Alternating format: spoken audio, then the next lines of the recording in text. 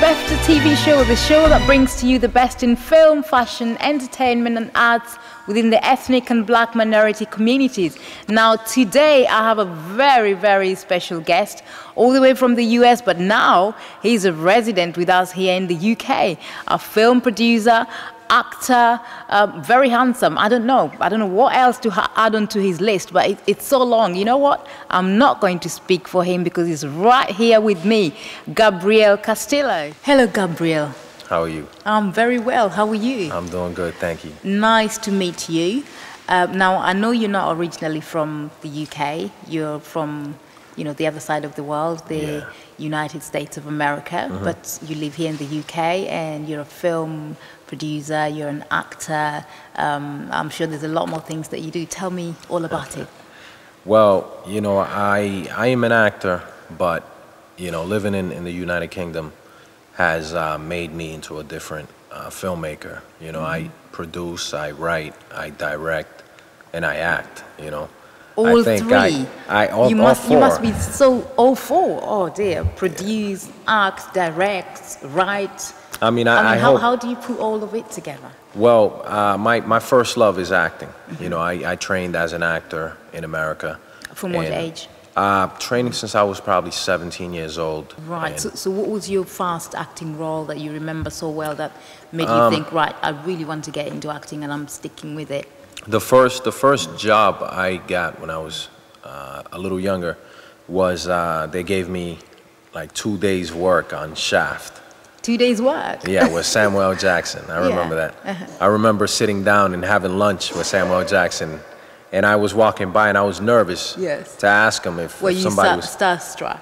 I mean, it wasn't starstruck, but Samuel L. Jackson is a big guy. He's 6'3". I mean, I was probably 5'10" at the time. I was younger. Right. And I remember asking him, is anybody sitting here? Yeah. He's like, nah, nobody here. You can sit down, you know, because he's got a very strong, you know, accent. He's just a very powerful speaker. Right. So I sat down and I remember the conversation they were having, you know, about Andre Agassi. He's a tennis player. Right. So, I mean, it was a good experience for, you know, a young artist because it was inspirational. So from then on, did you find that, you know, finding roles was easy or did you struggle to find? So I was going out to auditions for, you know, the soaps and all of that. And I mean, it was a good feeling, but you know, I knew with my heart, you know, I lied, and it was into acting, and I really wanted to, you know, really learn what the real actors, like the Pacinos, De Niro's, just people who are different actors. You know, they're not just eye candy.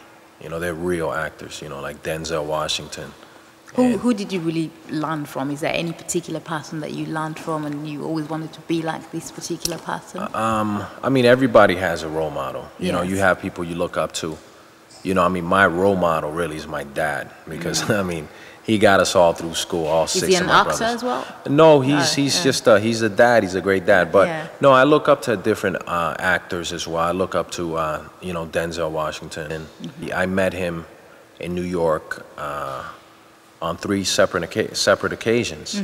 One time was, you know, I wanted to get into the play that he was in, and you know, I didn't have the money. A lady came up to me and asked me a question. She said, hey, where can I sell these tickets, you know? Yeah. I said, well, if I had money, I would buy them and save you the trouble, you know?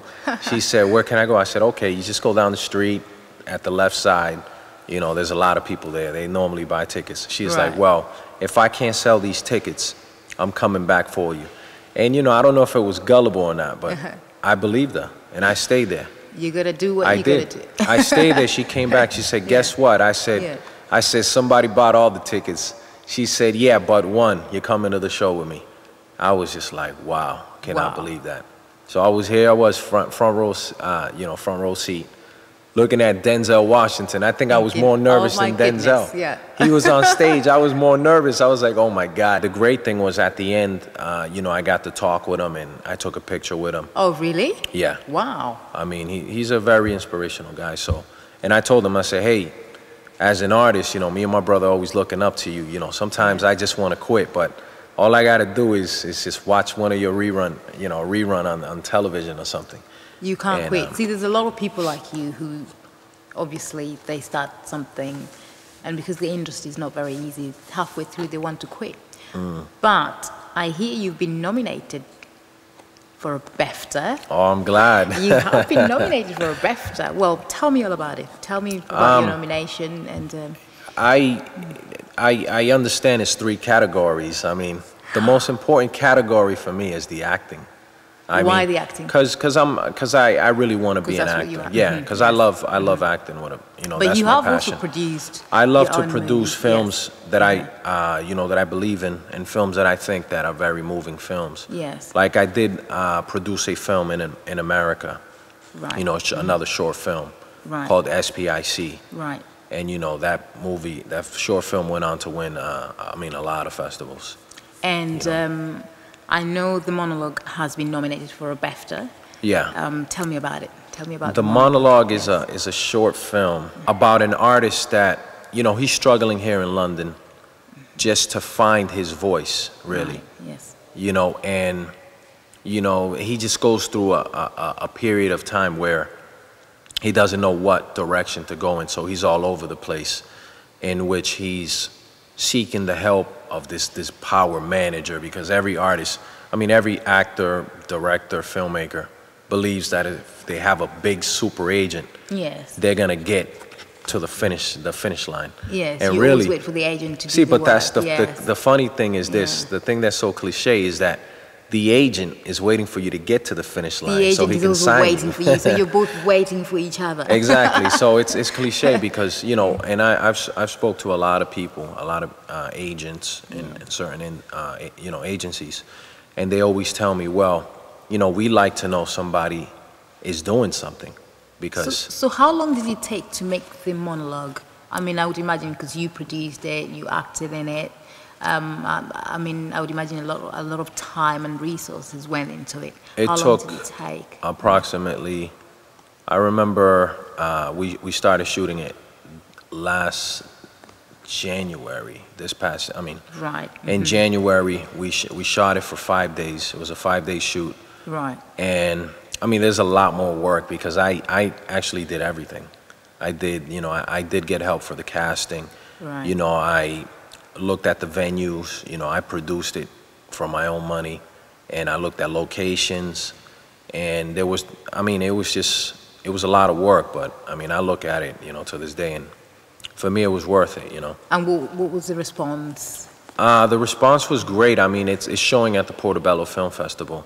Wow. Well, it did actually. That is big. I also got a nomination at that festival, and that's fantastic. That's just something every filmmaker does. You just put your film out there, and you try to get the response of the audience. Yes. But the audience has received the film very well. So, by producing Monologue and acting in it, have you been encouraged to do any more producing? Yeah, I'm thinking about a show for the BBC. A comedic family show. That would be interesting. That would be, wow, we're waiting for that, aren't we? Yeah, we're waiting for that. So when are you thinking of doing this one? Well, I already have a spec script, which is, just a short script already with the idea, a few pages already done. And so I'm thinking about just shooting, probably, getting a crew and shooting maybe a 15 to 20 minute little trailer, or not necessarily a trailer, but maybe a short pilot, just to show them, what the film, what the show is about. Right. So you've been here for 4 years. Compared to the US, what do you think? Are you staying here for good, or you're just tasting the waters? No, this is this is my second home. Yes. When you leave a country, any country. Yes. And you're in a country for 4 years. You just, this is your home, Yes, and you have settled in well. I've settled fine, believe me. It was a challenge, looking for work, because my first thing here was, I'm an actor, I need to find acting work. I remember telling that to my wife every day. I need to get an agent, I need to get an agent. And I did get an agent, but the only phone call I received from this agent was when they were closing down.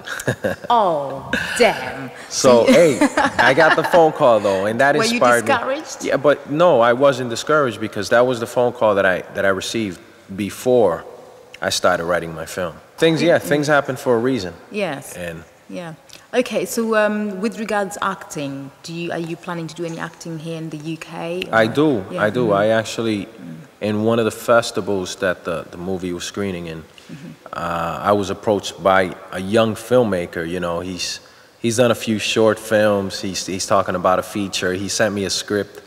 I haven't even looked at the script. He sent it to me, but you know, I don't want to discourage him. Yeah. I said, that's fine. I'll do it anyway because. You know, the last young director I heard of that didn't have any money was Quentin Tarantino. Yes, because I mean, a lot of people want to start projects, they want to shoot movies or whatever, but the budget... It's the budget. The budget is really a big thing, and I mean, share with us. I mean, you did the monologue. What was the budget like? Did you get a lot of help, sponsors or funding? No, I did it. How did you do it? I did it independently. I did it myself. You know, we raised the capital, me, you know, my producer, we raised the capital ourselves, and you know, it's just you budget. You say, okay, this is what it's gonna cost, but really, you really can't predict that unless you're on set. And then when a light burns, a gel burns, or one of the lights just blow out, you go, okay, that's another 100 pounds on top. And catering, you know, one of the things that happened on set was it was the first day we were in Brick Lane, and I sent one of my assistant directors or something, or I forget, a runner, to get some breakfast, and they came back with a bill of 60 pounds. And I said, 60 pounds for breakfast, for just some croissants and coffee. And how many people were in the set? There were probably maybe 12, 13 people. Right. I was so angry. Up, didn't you? 60 pounds for breakfast, for croissants and coffee. For 12 people, that adds up. I mean, we could have made it for less. I mean, we were on a budget. 60 pounds. Lunch wasn't even 60 pounds. So then I told my other assistant director, I said, you know what, I think we might have to let her go, because at this rate, we're gonna eat all the money in breakfast. You know, so it was funny. With no lunch or dinner. No lunch or dinner, 60 pounds for breakfast. So it's no fare back home. No fare either. I had to get someone to come pick me up.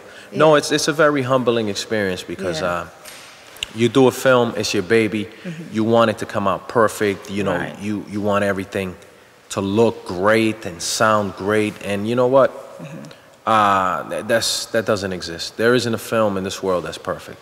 There isn't no film. And I suppose this was your first film that you made. It was the first film, the first film. Yeah. And always with the first time you do something, I do get nervous when I'm doing something for the first time. I honestly do. Did you get nervous at all? Did you have this sort of fear? You know, I'm going into this on my own. You know, I'm going to be doing this on my own. I'm going to be making, because I suppose you made all the decisions on your own before you. I did. You know, before you worked with your producer and other people. I mean, how did you feel? Was there any fear or any element of you're alone? You know, are you going to do this thing? In the beginning, everybody's scared. I was scared. So you were scared. I was scared. You know, there even was one time where I said, because of the budget, you know, there was, you know, I had to get the lights, I had to get the cameras, I had to get just so many different things we had to budget. And I said, I need to get the lights. And I remember telling my producer, I need the lights. We need to get the lights today, because we're starting shooting. We're going to start shooting tomorrow. Right. If we don't get these lights, there is no movie. Because, I mean, you know, we need these lights. And then I just thought to myself, you know what? I tried.